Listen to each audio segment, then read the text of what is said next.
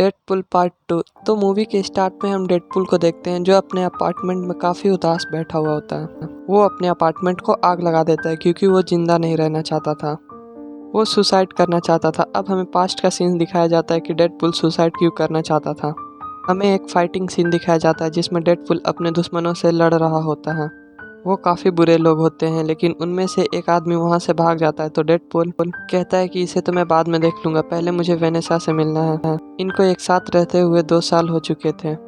लेकिन डेडपुल जब घर जाता है तो वहाँ वही आदमी आ जाता है जो वहाँ से भागा था और वो वेनेसा को मार देता है। जब डेडपुल ये देखता है तो उसे काफ़ी गुस्सा आता है और उसे ट्रक के नीचे कुचल देता है। फिर वो वापस वेनेसा के पास आता है और काफ़ी उदास होकर कहता है कि ये सब मेरी वजह से हुआ, मैं तुम्हारी मौत का बदला ज़रूर लूँगा। नो डाउट वो आखिरी आदमी को भी मार चुका था लेकिन वो सब आदमी को ख़त्म करना चाहता जो उसके लिए बुरे थे और बिना वजह किसी की जान लिया करते थे।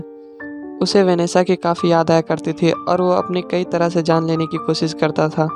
कभी बिल्डिंग से जंप लगा देता तो कभी अपने आप को ब्लास्ट करवा देता, लेकिन उसे कुछ नहीं होता क्योंकि वो इमोर्टल था और ये इस बात से तंग आ चुका था। अब प्रेजेंट में आते हैं जब वो अपार्टमेंट को आग लगा के दोबारा से सुसाइड करता है। यहाँ पूरे अपार्टमेंट में आग लग जाने की वजह से एक काफ़ी ज़ोरदार ब्लास्ट होता है। इससे उसे वेनेसा का विजन आता है और वो उसे कहती है कि तुम बहुत गलत कर रहे हो, तुम्हारा काम ये नहीं है। इसी के साथ डेडपुल के बॉडी के टुकड़े हो जाते हैं और वहाँ पर स्टील मैन आ जाता है और उसे अपने घर लेके आता है ताकि वो उसके बॉडी पार्ट को रिग्रो कर सके। जब डेडपुल की बॉडी हील हो जाती है तो काफ़ी उदास बैठा होता है। तभी उसके पास स्टील मैन आता है और कहता है कि तुम क्या कर रहे हो, तुम तो इतने पावरफुल हो, और कहता है कि आज के बाद तुम हमारे साथ रहोगे और यही तुम्हारी फैमिली है। उसके साथ वही टीनेजर लड़की और एक और पिंक बालों वाली लड़की रहती थी। अब सीन दूसरी जगह शिफ्ट होता है जहाँ पर हम एक ह्यूज आदमी को देखते हैं। उसके एक हाथ में लेजर जैसा कुछ था और उसके हाथ में घड़ी थी। जब वो घड़ी को मूव करता तो एक दूसरे जगह पर आ जाता है और वहाँ खड़े 2 आदमी से पूछता है कि ये कौन सा साल है। लेकिन इससे पहले वो 2 आदमी जवाब देते वो दोनों को मारकर वहाँ से गाड़ी लेकर चला जाता है। सीन वहाँ शिफ्ट होता है जहाँ वो चारों रह रहे थे, यानी डेडपुल, स्टील मैन, पिंक बालों वाली लड़की और वो टीनेजर। वो लोग अपनी टीम को एक्स मैन की टीम कह रहे होते हैं। वो टीनेजर स्टील मैन से कह रही होती है कि बहुत ट्रस्ट है ना आपको डेडपुल पर, मुझे तो वो एक पागल लगता है क्योंकि ये कुछ भी ठीक से डिसाइड नहीं कर पाता, कभी सुसाइड करने की कोशिश करता है तो कभी ज़्यादा इमोशनल हो जाता है। तभी वहाँ डेडपुल आकर कहता है कि मैं अपने आप को ठीक करने की कोशिश करूँगा। मैं जितने दिन इस घर में रहा मैंने बहुत कुछ सीखा और हम एक बहुत अच्छी एक्समैन टीम बनेंगे। ये सुनकर सब काफ़ी खुश हो जाते हैं। स्टीलमैन कहता है कि मुझे खुशी हुई कि मैं तुम्हें यहाँ लेके आया। वो उसे अप्रिशिएट करता है। सीन दोबारा से चेंज होता है और हमें एक स्कूल दिखाया जाता है। वहाँ पर ऐसे बच्चे थे जिनमें कुछ ज़्यादा ही सुपर एबिलिटीज़ थी। वो बच्चे म्यूटेंट्स थे। अब उस स्कूल का प्रिंसिपल क्लासेस में बच्चों से कह रहा होता है कि तुम्हें अपनी सुपर एबिलिटीज़ को कंट्रोल करना सीखना होगा और तुम्हें इसे दुनिया के सामने शो नहीं करना है। अब प्रिंसिपल एक हेल्दी बच्चे को स्टेज पे बुलाता है और उसे उन बच्चों के सामने काफ़ी ज़्यादा टॉर्चर करता है।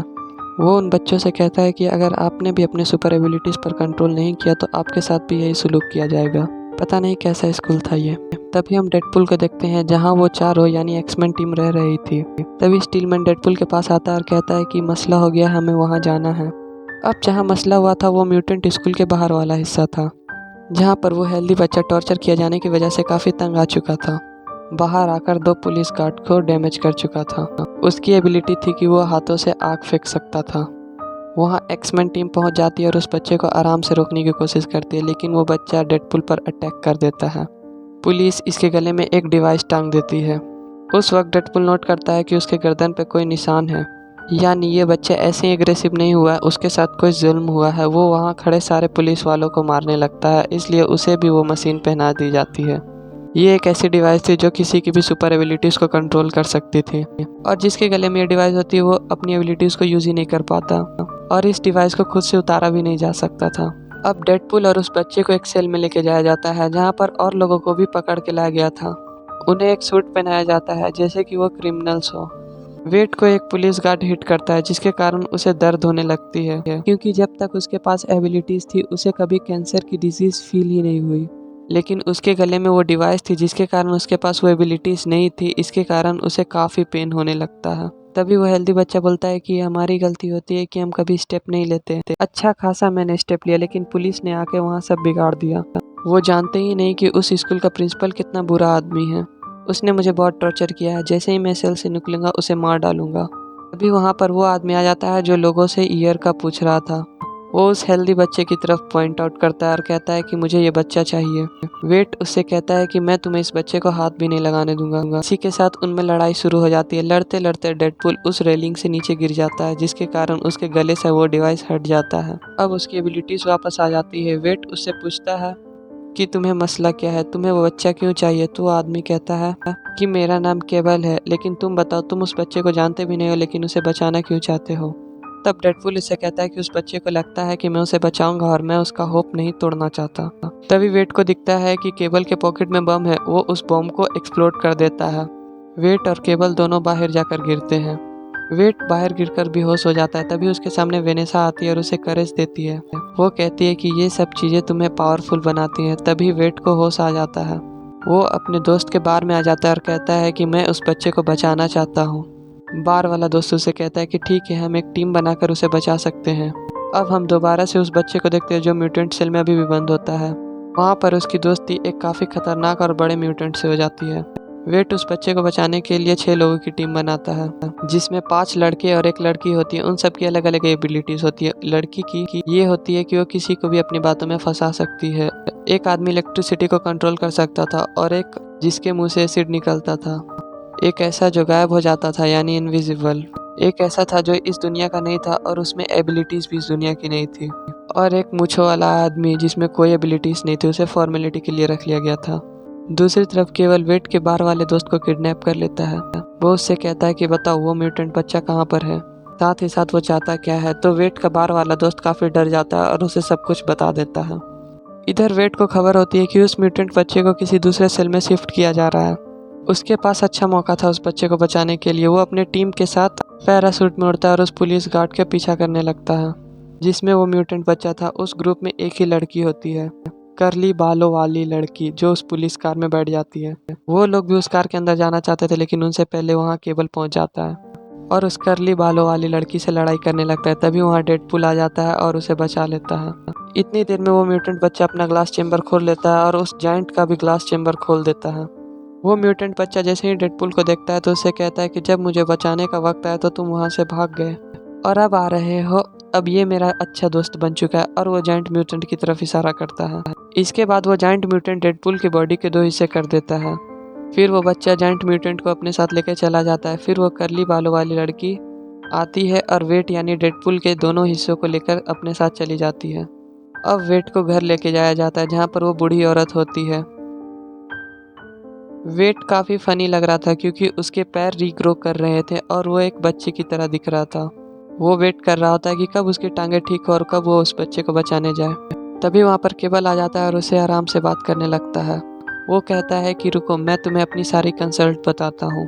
वो कहता है कि मैं क्यों इस बच्चे को बचाना नहीं चाहता और तुम्हारी सोच भी गलत है कि अभी भी तुम उस बच्चे को बचाना चाहोगे। मैं कहता हूँ कि मेरी एक छोटी सी बेटी और एक वाइफ है। ये बच्चा बड़ा होकर मर्डरर बनेगा और ये मेरी पूरी फैमिली को ख़त्म कर देगा, जो कि मैं होना नहीं चाहता। इसलिए मैं फ्यूचर से आया हूँ ताकि मैं अपनी फैमिली को सेव कर सकूँ। और अभी वो स्कूल के प्रिंसिपल को मारने जा रहा है। तुम्हें नहीं लगता कि उसे मर्डर करने की आदत हो जाएगी? क्योंकि मैं जानता हूँ कि वो बड़ा होकर क्या करेगा। लेकिन ये मसला है कि मैं तुम्हारे पास क्यों आया हूँ, क्योंकि पहले वो अकेला था लेकिन अब उसके पास वो जायंट म्यूटेंट है। मुझे तुम्हारी हेल्प चाहिए। तो डेडपूल कहता है कि ठीक है, मैं तुम्हारे साथ आऊँगा, लेकिन प्रॉमिस करो कि पहले उस बच्चे को तुम मारोगे नहीं, उसे समझाओगे।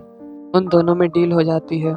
अब वो लोग वहाँ से जाने लगते हैं तो रास्ते में वेट एक्समैन हाउस रुकता है।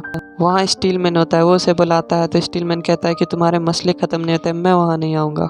डेडपूल, केबल और वो करली बालों वाली लड़की वहाँ से चली जाती है। इतनी देर में वो बच्चा और जायंट म्यूटेंट स्कूल पहुँच जाते हैं और वो प्रिंसिपल को मारने वाले होते हैं कि तभी वो जायंट म्यूटेंट बाहर आता है और उन लोगों से मुकाबला करने लगता है। वेट, केबल और वो करली बालों वाली लड़की उस जायंट म्यूटेंट का कुछ नहीं बिगाड़ पा रहे थे। तभी वहाँ स्टीलमैन आ जाते हैं। वो था अच्छा करना चाहता था इनकी मदद, लेकिन उसमें सेल्फ रिस्पेक्ट काफ़ी ज़्यादा थी, जो कि अच्छी बात है।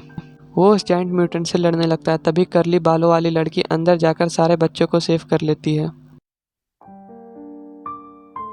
केबल और डेडपूल उस बच्चे के पास आते हैं। बाहर स्टीलमैन टीनेजर लड़की भी आ जाती है और वो अपने सुपर पावर का इस्तेमाल करके उस जायंट म्यूटेंट को हरा देती है। वो बच्चा प्रिंसिपल को मारने ही वाला होता है, लेकिन डेडपूल केबल को कहता है कि तुमने कहा था कि तुम इसे समझने का मौका दोगे, इसे चांस देंगे। तभी डेडपूल उस हेल्दी बच्चे को समझाने लगता है कि अगर तुम प्रिंसिपल को इसलिए मार रहे हो क्योंकि वो तुम्हें टॉर्चर करता है तो तुम उसे मारने के बाद एक मर्डरर बन जाओगे और कोई तुम्हें अच्छा नहीं समझेगा। इसके कारण तुम में और प्रिंसिपल में फ़र्क ही क्या रह जाएगा। डेडपुल कहता है कि मैं तुम्हें हमेशा से बचाना चाहता था इसलिए तो यहाँ पर आया हूँ, लेकिन उस बच्चे को उसके बात पर यकीन नहीं होता और उस पर अटैक कर देता है, जिससे डेडपुल काफ़ी दूर जाके गिरता है। अब डेडपुल गिरता है तो उसे काफ़ी दुख होता है और वो उस डिवाइस को अपने गले में पहन लेता है। वो हेल्दी बच्चे से कहता है कि अगर तुम्हें कोई शक है कि मैं तुम्हें नुकसान पहुंचाऊंगा तो लो, मैंने ये डिवाइस पहन लिया। तुम मुझे मारना चाहते हो तो मार लो। लेकिन केवल इसी के साथ उस बच्चे को शूट करने वाला होता है, उसे गोली चला देता है, लेकिन तभी वहाँ डेडपुल आ जाता है और उसे गोली लग जाती है। यहाँ पर वो बच्चा फ़ौरन डेडपुल के पास आता है और उससे सॉरी कहता है कि मैंने आपको काफ़ी हर्ट किया और आपकी बात नहीं समझा। अब काफ़ी देर हो चुकी थी क्योंकि डेडपुल के गले में वो डिवाइस थी, इसलिए उसके बॉडी पार्ट हील नहीं हो सकते थे। मरने से पहले वो कहता है कि मेरे से कोई गलती हो गई तो मुझे माफ़ कर देना। मरने के बाद वो वेनेसा के पास पहुंच जाता है तो वेनेसा उसे गले लगाकर कहती है कि अभी तुम्हारे आने का वक्त नहीं हुआ है, अभी तो दुनिया की तुम्हारी ज़रूरत है। केबल को काफ़ी दुख होता है कि उसने क्या कर दिया। वो अपनी वॉच को मूव करने लगता है, जिससे टाइम रिवर्स हो जाता है और वो इसके पास आखिरी चांस था जो उसने अपनी वाइफ से मिलने के लिए रखा था। अब सीन वहीं पर आ जाता है जब उसने डेडपुल पर गोली चला रहा था। गोली उससे वहीं लगती है जहाँ पर उसके पॉकेट में कॉइन होता है। लकीली वो बच जाता है। डेडपुल केबल से कहता है कि तुमने मेरे खातिर अपना आखिरी चांस क्यों ज़ाया किया। तो केबल कहता है कि जैसे तुमने मेरी हेल्प की उसी तरह मैंने भी तुम्हारी हेल्प की। तुमने इस बच्चे को मर्डर करने से रोक लिया, इसका मतलब ये बड़ा होकर मेरी बीवी और मेरे बच्चे को नहीं मारेगा, इसलिए मेरी फैमिली सेव है। मैं यहाँ कुछ दिन इंतज़ार करूँगा और वापस चला जाऊँगा। पीछे प्रिंसिपल आकर उन्हें भला बुरा कहने लगता है। वो उन्हें कहता है कि मैं तुम्हें मार दूंगा। तभी एक टैक्सी ड्राइवर आता है और कहता है कि तुम मारोगे हमें। इसी के साथ वो अपनी टैक्सी उस पर चढ़ा देता है और उसे मार देता है। अब हम लास्ट सीन में देखते हैं कि केबल की वो वॉच टीनेजर और वो पिंक बालों वाली लड़की ठीक कर देती है और बाद में वेट भी उसका यूज़ करता है वेनेसा से मिलने के लिए। इसी के साथ ये मूवी एंड हो जाती है। Thank you for watching.